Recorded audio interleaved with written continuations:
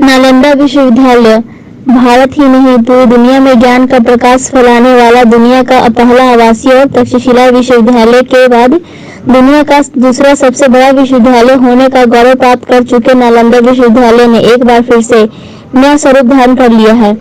इस बार भी कोशिश यही है कि यह केवल शिक्षा का केंद्र नहीं बल्कि विश्व का सबसे यूनिक शोध उपकेंद्र बने। इस योजना पर तेजी से काम चल रहा है।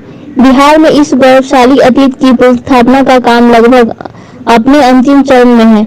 विश्वविद्यालय के परिसर का निर्माण कार्य लगभग पूरा हो चुका है, वह भी बिल्कुल पुराने विश्वविद्यालय परिसर की तर्ज पर लेकिन आधुनिकता को समेटे हुए। तुर्की से आई आतताई बख्तियार खिलजी ने इस शिक्षा के मंदिर नालंदा विश्वविद्यालय को 1999 ईस्वी में आग लगवा दी थी, लेकिन आपको यह जानकर आश्चर्य होगा कि इसी विश्वविद्यालय की वजह से खिलजी की जान भी बची थी। जी हाँ, तुर्की के उसी आतताई बख्तियारुद्दीन मोहम्मद बिन बख्तियार खिलजी का। आपको बता दें कि एक बार खिलजी की तबीयत खराब हुई। तुर्की के हकीमों ने उसका खूब उपचार किया, लेकिन नतीजा वही खिलजी की बीमारी थी कि ठीक होने का नाम ही नहीं ले रही थी।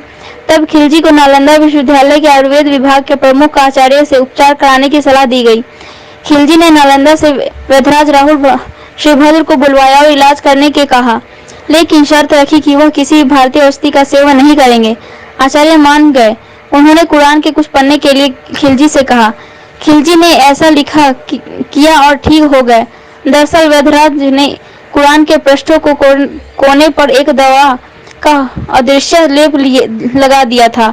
वही लेप खिलजी थूक के साथ अंदर लेता रहा और वह ठीक हो गया। खिलजी को इसी बात का गुस्सा मन में रहा कि उसे हकीम से इस भारतीय वैद्यों का ज्ञान श्रेष्ठ क्यों है, और अंततः अपने गुस्से की वजह से उसे पूरे नालंदा विश्वविद्यालय को जलाकर खंडर से में तब्दील कर दिया।